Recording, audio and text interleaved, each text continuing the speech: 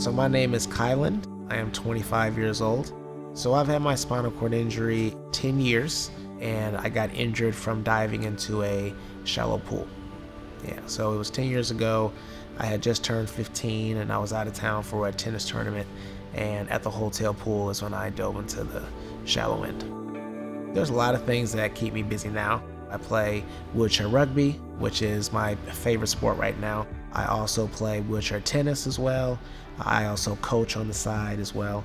And I really just like to hang out with my friends. So I'm very active. I like to do a lot of recreational activities with them. And as far as the more serious activities that I do, I go to school full time.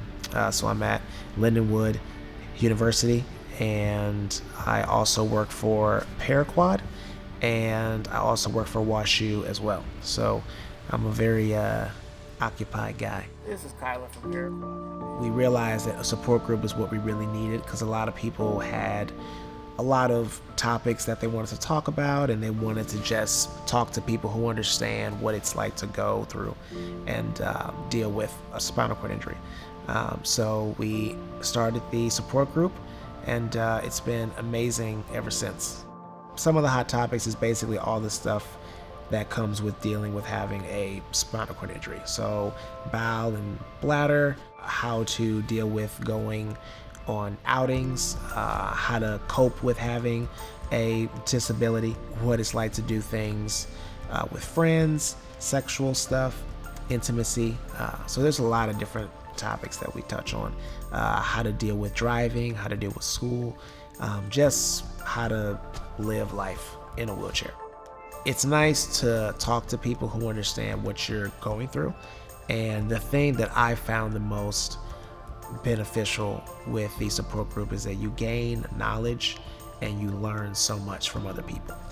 When I first joined the support group, I learned so much about my bladder. I learned so much about how to do this, how to do that. And I didn't know how to do it because I just hadn't been taught that.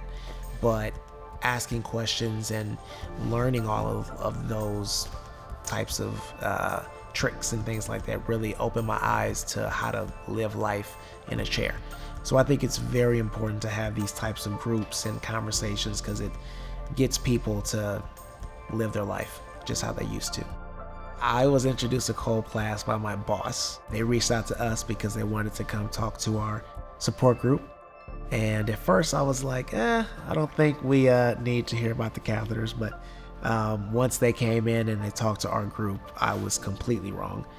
They've helped so many of our participants in our support group to the point where when I go on outings and things like that, I mention Coloplast as a part of our team and say Coloplast can help you with so many things and stuff like that. So Coloplast is amazing, and they are a part of the Paraquad team. I think it's a major factor when it comes to having independence. When you have a healthy bladder, you are pretty much in a better state of mind. You can do so much more. You don't have to worry about having a cath all the time. You don't have to worry about having accidents if your bladder is healthy.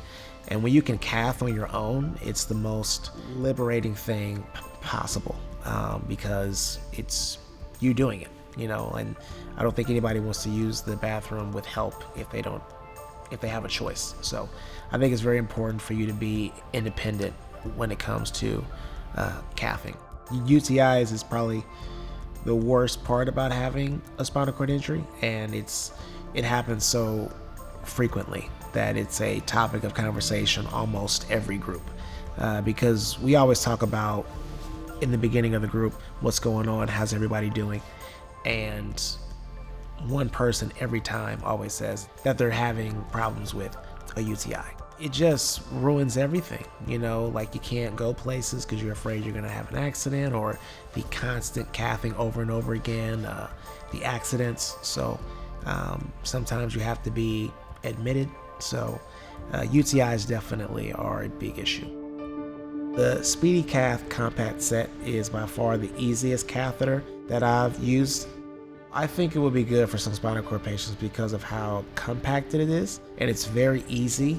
You don't have to take apart a lot of packaging. All you have to do is unscrew it and insert it, pretty much, and it all goes into a bag, and after you're done, just throw it in the trash. It's the simplest catheter that I've tried, and I've tried a lot. It doesn't look like a catheter at all.